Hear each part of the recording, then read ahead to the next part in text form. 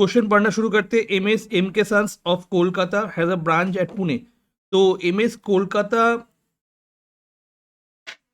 MS M के Kolkata sons जो है वो हेड ऑफिस हो गया एंड उसका ब्रांच कहाँ पे है? पुणे पे है, ठीक है। The Kolkata head office send goods to Pune branch at cost plus 25%। तो ये वाला सम, मुस्कान, ये वाला सम कॉस्ट प्लस 25%, कौन सा वाला सम है ये वाला सम कौन सा हो गया तुम्हारा? आईपी वाला सम हो गया, मतलब आईपी में भेज रहे हैं। उसके बाद यहाँ पे सारा चीज दिया हुआ है एक एक करके, ठीक है। जल्दी से इसका फॉर्मेट बनाओ, फिर क्वेश्चन अच्छे से पढ़ के शुरू करते हैं जल्दी से।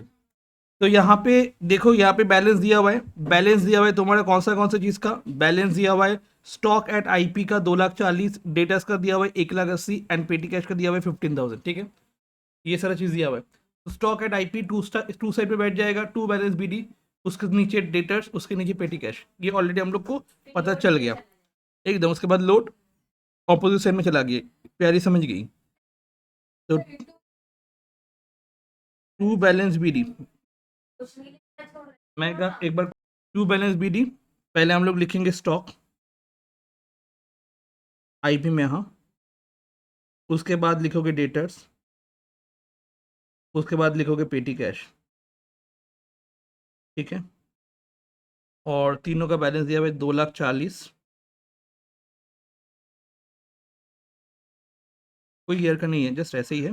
1,80,000 एक ईयर का सम किए थे, उसका एक कंटिन्यूएशन है। उसका कंटिन्यूएशन मतलब वैसे ही टाइप का सम है बट कुछ डिफरेंट है। जैसे हम बता देते हैं एक बार, यहाँ पे देखना लिखा हुआ है कोई क्वेश्चन में, क्वेश्चन नंबर 16 में पेटी कैश अकाउंट नहीं बनाना पड़ेगा, ठीक है। 2013 में आया हुआ था ऐसे सम। तो 2013 वाला सम में पेटी कैश अकाउंट बनाना पड़ा था, बट यहाँ पे क्वेश्चन नंबर 16 में अभी जो कर रहे हैं हम लोग, इसमें पेटी कैश अकाउंट नहीं बनाना पड़ेगा। क्यों? दोनों में कैसे डिफरेंस है वो बता देंगे। पहले तो जैसे है वैसे पोस्ट करना शुरू करो। स्टॉक, डेटर्स, पेटी कैश ऑलरेडी पोस्ट कर दिए। उसके बाद स्टॉक का रिजर्व कहाँ पे पोस्ट होने वाला है? ऑपोजिट साइड में पोस्ट होने वाला है। तो यहाँ पे देखो क्या लिखा हुआ है, ब्रांच सेल कर रहे हैं कॉस्ट प्लस 25% में। तो मैं यहाँ पे बोल सकता हूँ कि लोड जो होने वाला है वो 25 ऑन, लोड जो होने वाले वो क्या होने वाले हैं? 25/100 ऑन कॉस्ट। तो लोड इक्वल्स टू 25 होने वाला है, कॉस्ट इक्वल्स टू 100 होने वाला है। तो आईपी कितना होने वाला है तुम्हारा? 125। तो लोड हम लोग को निकालना पड़ेगा, तो कैसे करेंगे? डिवाइड करने वाले 125 से, मल्टीप्लाई करने वाले 25 से। तो हम लोग, अच्छा लिख लो जल्दी से एक बार, जल्दी से एक बार लिख लो। अच्छा, स्टॉक रिजर्व को हम लोग यहाँ पे करेंगे by stock reserve, by stock reserve, और उसके बाद लोड 2,40,000 इंटू 25/125, ठीक है। तो 48,000 यहाँ पे आ जाएगा। তো সৃজা, তোর জন্য স্টক এখানে যদি আইপিতে থাকে তার লোডটা এই সাইড হবে, ওকে। এন্ড লোডটা কি মানে যেটা প্রফিট পাঠাচ্ছে সেটা, ঠিক আছে। আর বাদ বাকি बैलेंस গুলো এখানে আসবে, এক একটা করে বুঝতে থাক, বুঝতে পারবি, ओके। जैसे हम लोग ट्रेडिंग अकाउंट बनाते थे वैसे ही। उसके बाद गुड्स सेंड टू ब्रांच, मतलब हेड ऑफिस ने ब्रांच को सेंड किया गुड्स। तो ब्रांच के पास गुड्स आया, तो हम लोग क्या लिखेंगे? To goods send to branch, ठीक है। क्वेश्चन भेजा हुआ है ग्रुप में, एक बार वहां से देख के बताओ कितना है, कितना है बताओ। गुड्स सेंड टू ब्रांच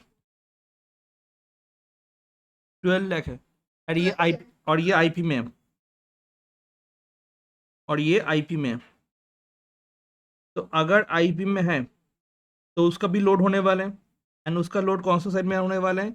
अगर स्टॉक का आईपी यहाँ पे होता है एंड इसका लोड अगर उसके ऑपोजिट साइड में होता है, तो हम लोग क्या करेंगे? Good send to branch,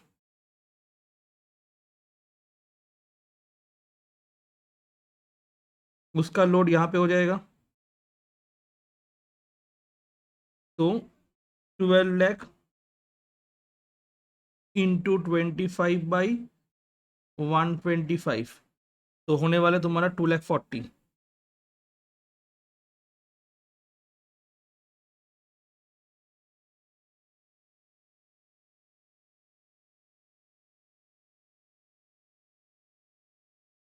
okay. 12,40,000 clear.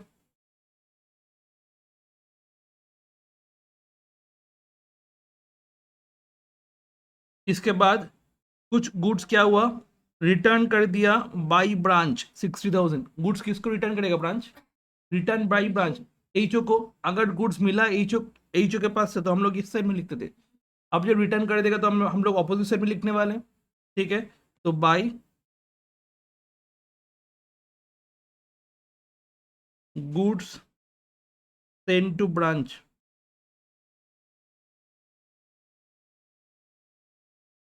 ठीक है, रिटर्न बाई ब्रांच।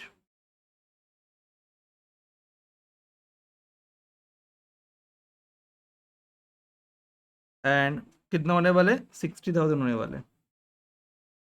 देखो पिछले क्लास में ये सब ऑलरेडी हम लोग कर चुके थे, ये सब समय सब, ठीक है। अब इसका फिर से लोड होने वाला है।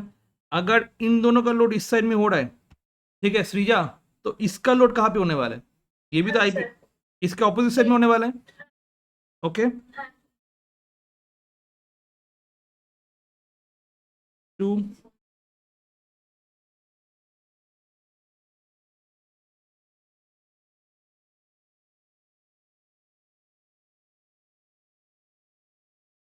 Okay, good send to branch load,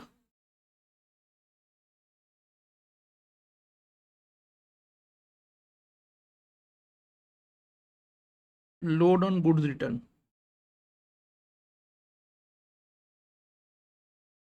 60,000 into 25/125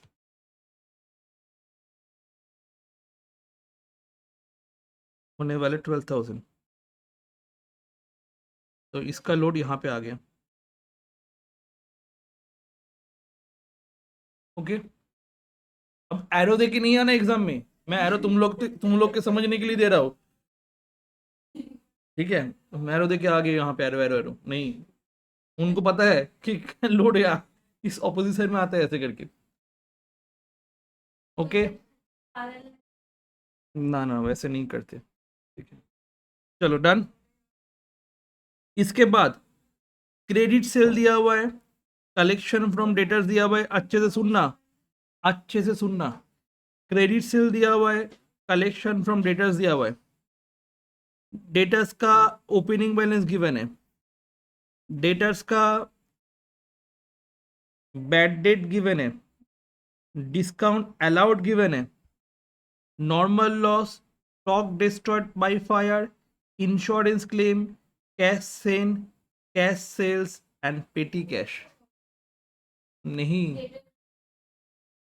debtors का क्या नहीं गिवन है, डेटर्स का क्या चीज गिवन नहीं है, ओपनिंग बैलेंस गिवन है, क्रेडिट सेल गिवन है, collection, very good, closing balance given नहीं है, क्लोजिंग बैलेंस गिवन नहीं है। वो क्लोजिंग बैलेंस तुमको कहां से बनाना होगा, bye preparing memorandum debtors account, वो बाद में बनाएंगे, ठीक है, क्लियर, वो बाद में हम लोग बना लेंगे। डन, जल्दी से बताओ यस और नो, जल्दी से बताओ एक बार, ठीक है। तो एक बार इस क्वेश्चन को एक बार दूसरे क्वेश्चन से रिलेट करना। यहाँ पे देखो डेटर्स का ओपनिंग बैलेंस, सॉरी, यहाँ पे देखो डेटर्स का opening balance and closing balance दोनों ही गिवन है, क्रेडिट सेल भी गिवन था, यहाँ पे कलेक्शन नहीं गिवन था, इसलिए कलेक्शन के लिए हम लोग बनाए। मतलब डेटर्स का कौन सा बैलेंस नहीं गिवन रहेगा, आइदर ओपनिंग बैलेंस या फिर कलेक्शन या फिर क्लोजिंग बैलेंस, इन तीनों में से कोई भी अगर नहीं मिल रहा है तो बना लो। इसके बाद वाला क्वेश्चन में देखो तुम्हारा सारा चीज आई गेस गिवन है, डेटर्स डेटर्स है ही नहीं यहाँ पे, एक जगह पे डेटा अकाउंट हम लोग को नहीं बनाना पड़ा था, मेमोरेंडम ब्रांच डेटर्स यहाँ पे तो किए थे हम लोग, ठीक है। चलो जल डानी ये वाला, ठीक है, ओके। अब यहाँ पे एक बार इस क्वेश्चन के साथ उस क्वेश्चन को रिलेट करना, ठीक है। यहाँ पे एबनॉर्मल लॉस ऑफ गुड्स था 8,000, तो क्या लिखा हुआ था, no exclusive accounting required, no treatment होने वाला है, ओके, नो ट्रीटमेंट होने वाला है। उसके बाद नॉर्मल लॉस का भी कोई भी ट्रीटमेंट नहीं करते हम लोग यहाँ पे। हाँ, दोनों का ही हम लोग ट्रीटमेंट, दोनों का ही ट्रीटमेंट नहीं करते। नॉर्मल लॉस यहाँ पे दिया हुआ है, नहीं दिया हुआ है। ओके, यहाँ पे नॉर्मल लॉस भी दिया हुआ है, तो नॉर्मल लॉस का कोई भी ट्रीटमेंट नहीं होने वाला है। हम्म, ठीक है, क्या देखो लिखा हुआ है, नॉर्मल लॉस का कोई भी जर्नल एंट्रीज नहीं होता है, कोई भी ट्रीटमेंट नहीं होता है। ठीक है, एबनॉर्मल गुड्स का भी कोई भी ट्रीटमेंट नहीं होता है। ठीक है, इतना तक समझ में आ गया। तो हम लोग यहाँ पे जो नॉर्मल लॉस है इसका कोई भी ट्रीटमेंट नहीं करने वाले। हम्म,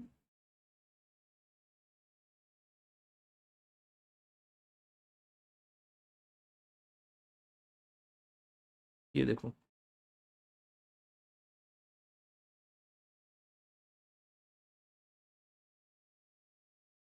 रुक जाओ, मुझे बोल रहे 15,000 नॉर्मल लॉस,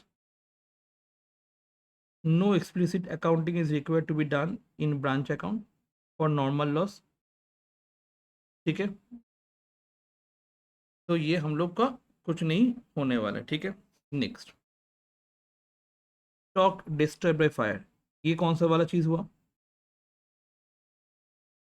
ये 30,000 क्या हुआ? Stock destroyed by fire, abnormal loss, इसका भी ट्रीटमेंट नहीं होता है।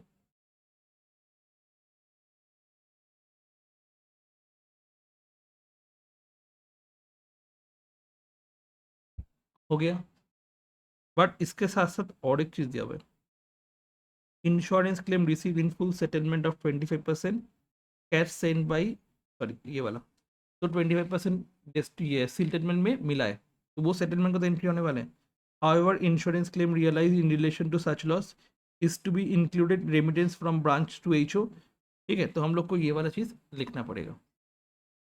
रेमिटेंस मतलब तुम पहले खर्चा कर दो, बाद में मैं दे देता हूँ, इसको बोला जाता है रेमिटेंस। ठीक है, तो insurance claim receive in full settlement उसका एंट्री होने वाला है, बट इन दोनों का एंट्री नहीं होने वाला है। क्लियर? तो हम लोग क्या लिखने वाले यहाँ पे, लिखोगे बाई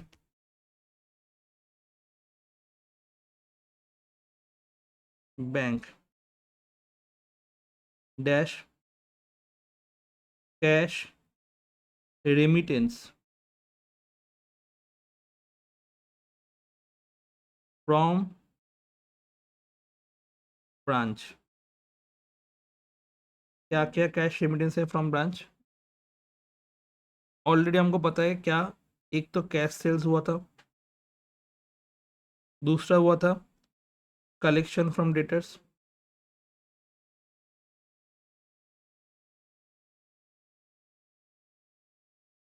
एंड तीसरा हुआ था तुम्हारा इंश्योरेंस क्लेम রিসিভ। একদম, এগুলো সব কটা ব্যাংক মানে ब्रांच থেকে এইচ होते যাবে, तो ब्रांच को भेजना पड़ेगा इसको ईच पे। ओके, cash sales, collection from debtors and insurance claim receipt. तो एबनॉर्मल लॉस का कोई भी ट्रीटमेंट होता है? नहीं। क्लियर, एबनॉर्मल लॉस का कोई भी ट्रीटमेंट नहीं होने वाला है। नॉर्मल लॉस का कोई भी ट्रीटमेंट होता है? नहीं। बट इंश्योरेंस क्लेम रिसीव होगा तो उसका ट्रीटमेंट होने वाला है। हाँ, क्लियर, याद रहेगा ये चीज। कितना हुआ एक बार देखो, कैश सेल्स कितना हुआ था, कैश सेल्स कितना हुआ था, यहाँ पे क्वेश्चन में कुछ गिवन है कैश सेल्स कहाँ पे?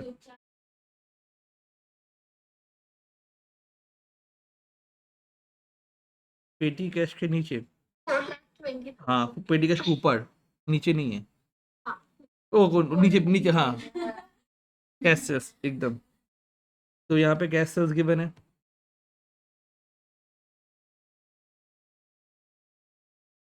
कैश सेल्स गिवन है, ठीक है, ये कैश सेल्स का दूसरा कैश सेल्स गिवन है 4,20,000, तो हम लोग यहाँ पे कैश सेल्स 4,20,000 लिख देंगे।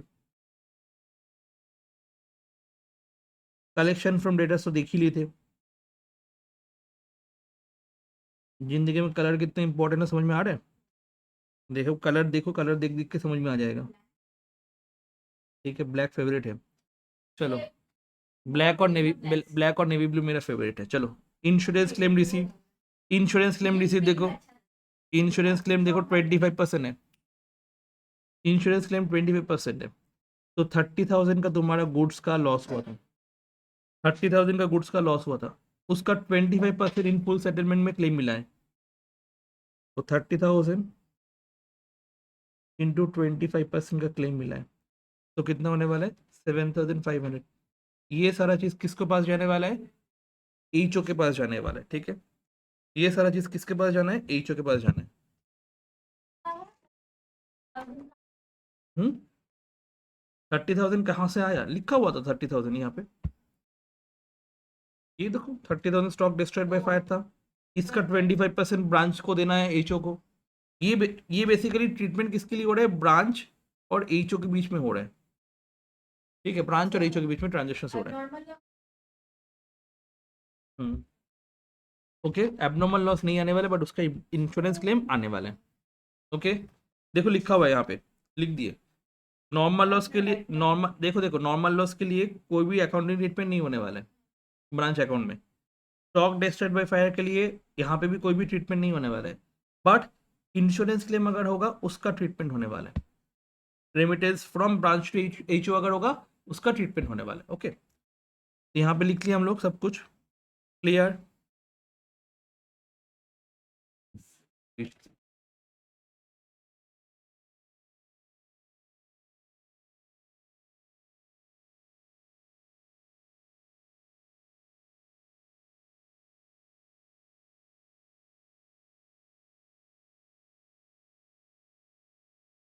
ओके, डन, इतना ही।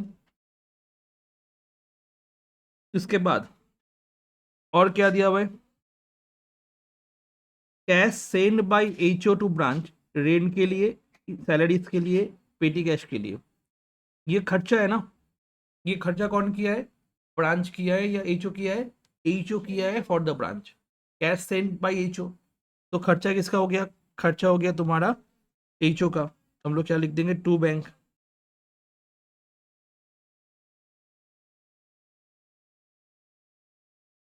एक है तुम्हारा रेंट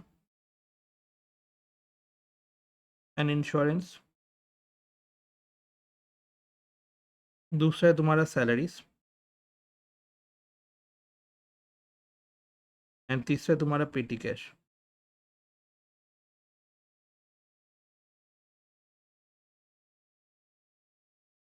ठीक है, कितना कितना दिया हुआ है? रेंट दिया हुआ है 52,000, सैलरीज दिया हुआ है 24,000, पेटी कैश दिया हुआ है 6,000। ओके, ये सारा चीज दिया हुआ है। ओके, ये सारा चीज दिया हुआ है। डन, देखो दिया हुआ है यहाँ पे। और यहाँ पे लास्ट में बैलेंस बोला है तुम्हारा। बैलेंस कितना गिवन है? बैलेंस गिवन है तुम्हारा बाई बैलेंस में, पेटी कैश का दिया हुआ है 4,500। तो वो कहाँ पे आ जाएगा? बाई बैलेंस सीरी में आने आने वाला है, बोल रहे ना? ना, बताएंगे कि क्यों नहीं बनाना पड़ेगा और उसमें क्यों बनाना पड़ा था। डिफरेंस के लिए तो ये वाला सम करवा रहे हैं। पेटी कैश का अमाउंट है तुम्हारा 4,500 बैलेंस। पेटी कैश का बैलेंस हो गया तुम्हारा 4,500।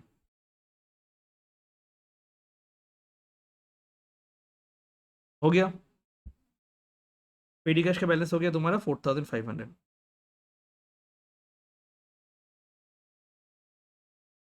देखो,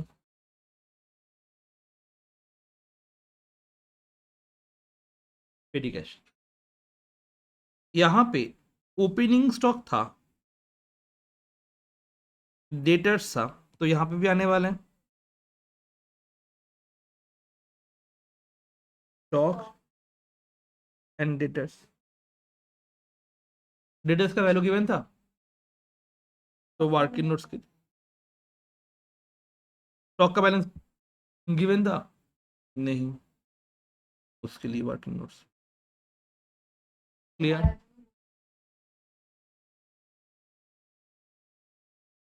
ओके, बनाना पड़ सकता है कभी कभी गुड सेल निकालने के लिए, कितना सेल हुआ इसके निकालने के लिए, मतलब कोई भी अगर आइडेंटिफिक मतलब ये सभी चीज़ होने वाले normally.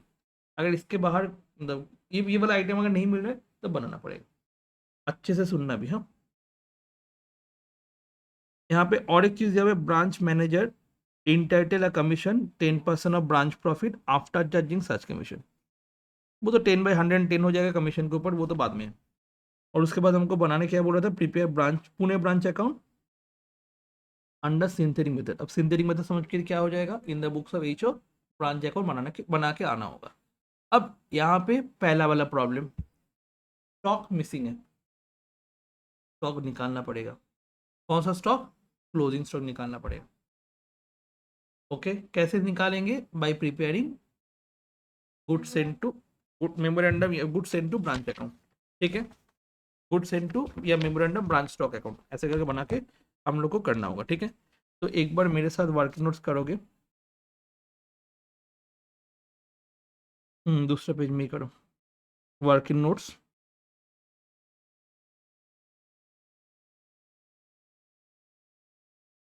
1 load memorandum branch stock account.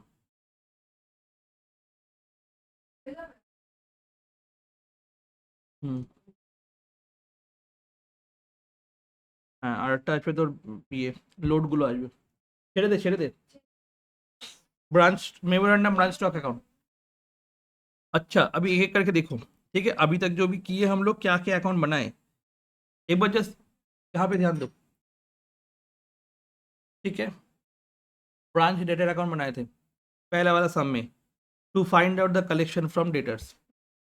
Okay, next वाला सम पे हम लोग पेटी कैश बनाए थे और ब्रांच डेटर अकाउंट बनाए थे। Branch debtor account same, for find out the collection from debtors, कितना कलेक्शन हुआ वो निकालने के लिए। और यहाँ पे पेटी कैश अकाउंट भी बनाए थे, उसका नोट हम लोग नोट नंबर 3 पे देख के रखे थे। पेटी कैश अकाउंट क्यों बनाए थे? बिकॉज यहाँ पे बोला था branch receive all goods from head office and office all also remits cash to all expenses. Head office क्या करेगा, सब कैश एक्सपेंस का ये करेगा। तो यहाँ पे पेटी कैश दिया हुआ था और पेटी एक्सपेंस दिया हुआ था। ठीक है, और बोला था रेमिटेंस होगा, तब जाके हम लोग को क्या बनाना पड़ेगा, पेटी कैश अकाउंट बनाना पड़ेगा। H O who also remits cash for all expenses, इसके लिए पेटी कैश अकाउंट बनाना पड़ता। कौन सा वाला सम पे? 8 वाला, क्वेश्चन नंबर 8 पे बनाना पड़ा था। बट क्वेश्चन नंबर 16 में पेटी कैश अकाउंट नहीं बनाना पड़ेगा। उसके बाद क्वेश्चन नंबर 16 में चले जाना, वहां पे देखना पेटी कैश अकाउंट हम लोग को नहीं बनाना पड़ेगा। क्यों? यहाँ पे नहीं बोला है कि सारे एक्सपेंसेस रिमिटेंस करेगा, ये सब कुछ बोला है? नहीं बोला है। डायरेक्ट पेटी कैश का दिया हुआ है इतना 6,000। तो इसके लिए हम लोग को क्या नहीं बनाना पड़ेगा, पेटी कैश अकाउंट नहीं बनाना पड़ेगा। तो पेटी कैश अकाउंट कब बनाना पड़ेगा, बताओ जल्दी से। अगर कौन सा वाला चीज लिखा होगा, head office who also remits all expenses. Exactly, clear? Remittance वाला वर्ड रहेगा टू पेटी कैश, तो तब बनाना पड़ेगा। एग्जैक्टली, ठीक है, तो तब बनाना पड़ेगा। इम्प्रेस सिस्टम में होगा तब बनाना पड़ेगा, अदरवाइज नहीं बनाना पड़ेगा। डन। उसके बाद मेमोरेंडम ब्रांच डेटा सब ऑलरेडी देख लिए। इसके बाद goods send to branch account भी हम लोग बनाए थे। क्यों? To find out the goods send to branch कितना हुआ वो निकालने के लिए। इसके बाद ये वाला तो branch memorandum branch stock account बनाए थे। क्यों बनाए थे memorandum branch stock account? To find out the closing stock, नहीं दिया हुआ था। ऐसे ही यहाँ पे भी क्लोजिंग स्टॉक गिवन नहीं है, तो दोनों ही बनाना पड़ेगा। ओके, क्यों बनाना पड़ा, क्यों हुआ, क्यों बनाना पड़ा, क्यों हुआ, सबको समझ में आ गया? तो एक एक करके, ओपनिंग बैलेंस कितना था? हाँ, आईपी में, सब कुछ आईपी में करेंगे। हाँ, 2,40,000 है, ठीक है, ओपनिंग स्टॉक आईपी में है। उसके बाद गुड्स आया था वहां पे, हम्म,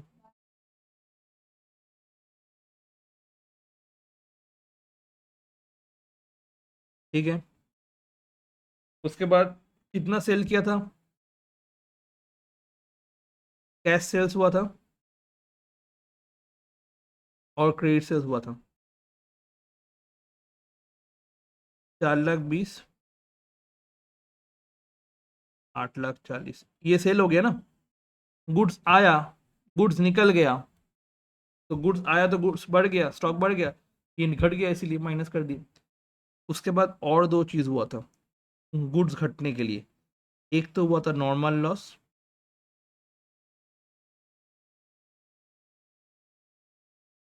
और दूसरा हुआ था abnormal loss. To find out the closing stock,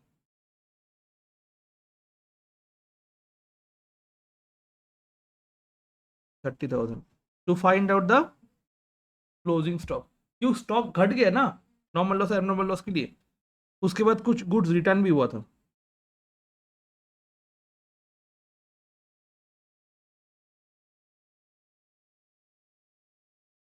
तो यहाँ पे मेरे को क्या मिल जाएगा, by balance CD, balancing figure, ये क्या निकलेगा बताओ, क्लोजिंग स्टॉक।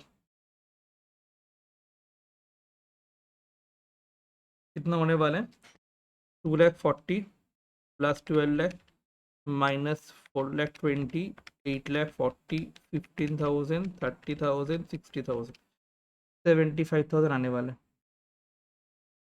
ठीक है। हम लोग क्या देखे, नॉर्मल लॉस कहाँ पे आ गया, बोलो, यहाँ पे आया, एबनॉर्मल लॉस भी यहाँ पे आया, okay.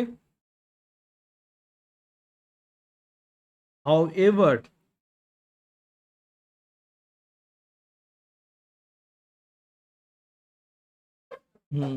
goods lost has to be considered for ascertainment of closing balance of stock at branch, okay।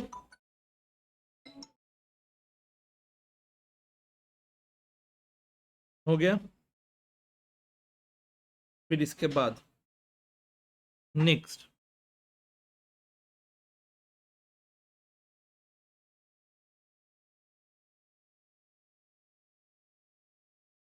मोreover, यहाँ पे stock destroyed has to be considered to ascertain the closing stock of the branch stock, ठीक है, abnormal loss का। तो हम लोग यहाँ पे छोटा छोटा करके नॉर्मल लॉस और एबनॉर्मल लॉस का चीज लिख के रखेंगे, हाँ, क्लियर, लास्ट में। ये समझ में आ गया, ओके। ये दोनों चीज से हो गया, नॉर्मल लॉस समझ में आ गया एंड एबनॉर्मल लॉस समझ में आ गया। Normal loss and abnormal loss कहाँ पे नहीं आने वाला है, ब्रांच अकाउंट में तो नहीं आने वाले, और कहाँ पे आने वाला है, to determine the closing stock हम लोग को निकालना लिखना पड़ेगा। और एक चीज हम लोग पिछले क्लास में किए थे, इसको कॉस्ट में ट्रांसफर किए थे,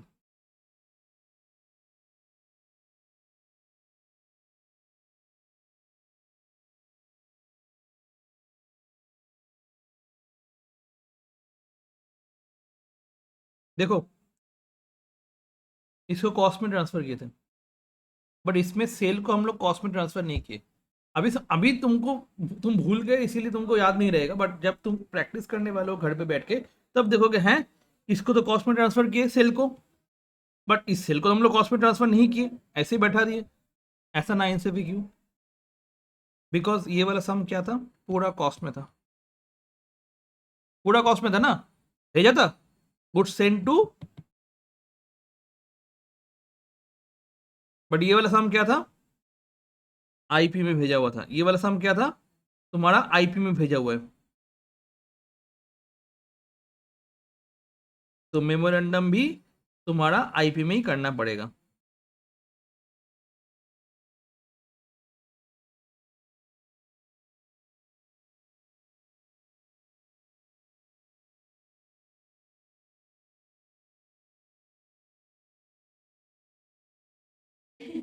क्लियर, समझ में आ गया।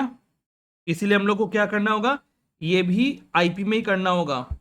ये आईपी में, ये आईपी में, ये भी आईपी में, ये भी आईपी में, ये भी आईपी में, तो ये भी कैसे निकलेगा? आईपी में। एंड पिछले क्लास में सारा कॉस्ट में था, इसलिए हमको कॉस्ट में निकालना पड़ा था। दोनों में डिफरेंस समझ में आया? अब एक एक करके हम लोग बैठा देंगे एकदम, तो वहां पे आ जाएगा। तो क्लोजिंग स्टॉक कितना निकला 75,000।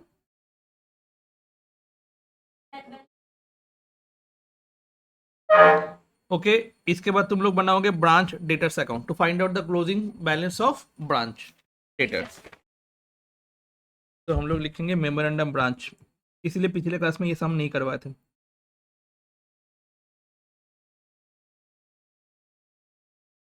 मेमोरेंडम ब्रांच डेटर्स अकाउंट 2 है।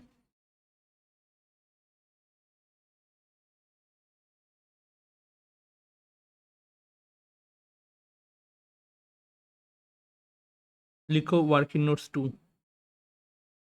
आराम से बैठा दो। 2 बैलेंस बीडी, क्रेडिट सेल्स होगा तो 2 क्रेडिट सेल्स। मेमोरेंडम डेटर्स की आईटीपी था 1,80,000, क्रेडिट सेल्स 8,40,000, कलेक्शन हुआ तो बाई बैंक, ये तो ऑलरेडी पता ही है कैसे बनाते हैं, इसमें कोई दिक्कत नहीं है। बाई बैड डेट, ये हम लोग सीख के आए थे कहाँ पे? सिंगल एंट्री किए थे ना, सिंगल एंट्री क्लास सेमेस्टर 1 पे, वहाँ पे सीख के आए थे। सेल्फ एंड सेक्शन बैलेंसिंग वहाँ पे सीख के आए थे। सेल्फ एंड सेक्शन बैलेंसिंग, तो वहाँ पे ये सब किए थे, डेटा से अकाउंट बनाना सीखे थे। और बाई बैलेंस सीडी आ जाएगा बैलेंसिंग फिगर, ठीक है, हो गया। यही तो है, और कुछ तो नहीं है।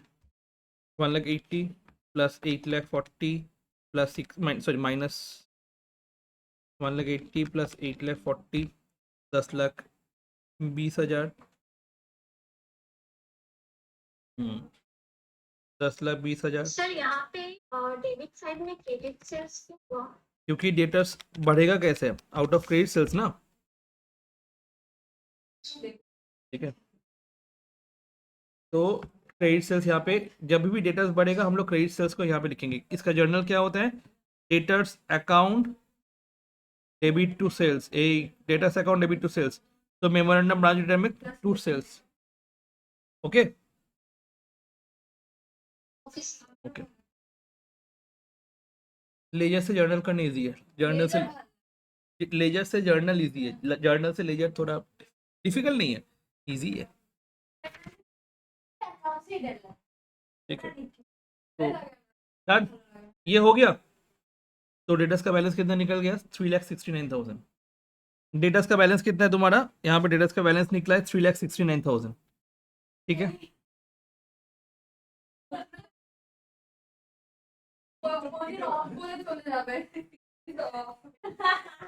हो गया। तो स्टॉक यहाँ पे 75,000 है, ये आईपी में है, तो इसका आईपी का लोड कहाँ पे आने वाला है? उसका ऑपोजिट साइड में, to stock reserve, to stock reserve dash load 75,000 into 25/125, 75,000 into 25/125 कितना हो जाएगा? 15,000। डन। इसके साथ और एक चीज था, क्या था? टू मैनेजर्स कमीशन, बोलो तुम, এই জন্য বলেছিলাম কথা না। हाँ, ठीक है।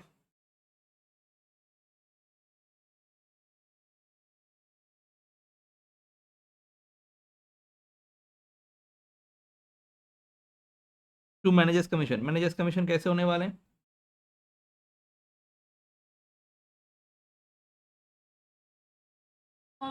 Very good, very good, very good, very good. वही मतलब, पहले क्या करोगे? प्लस प्लस प्लस पूरा प्लस करके जो अमाउंट आएगा उससे ये सब कुछ प्लस करके माइनस कर दो।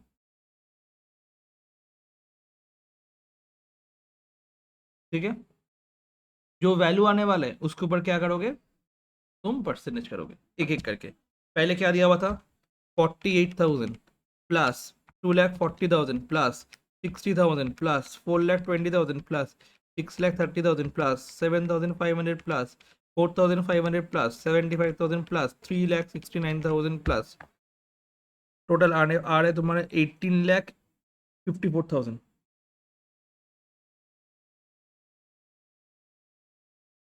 18,54,000 आया।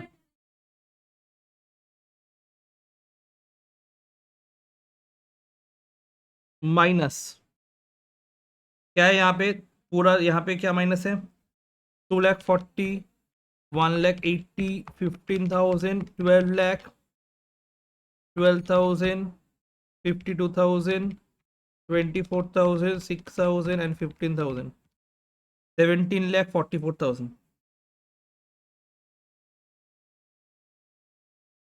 जो आएगा उसके ऊपर 10/110।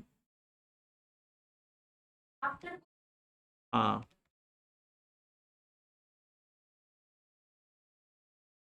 आने वाले तुम्हारा 10,000। ओके, अब इसके बाद पूरा फिर से माइनस नहीं करना है, ठीक है, फिर से माइनस करोगे क्या, नहीं, ऑलरेडी तुमको पता क्या है, ऑलरेडी तुमको यहाँ पे बैलेंस कितना हुआ वो पता है, कितना हुआ था, 1,10,000, उससे 10,000 माइनस कर दो, तो जो बाकी बैलेंसिंग फिगर आएगा उसको हम लोग क्या बोलेंगे, टू जनरल पीएल, एकदम general PL account branch net profit transfer.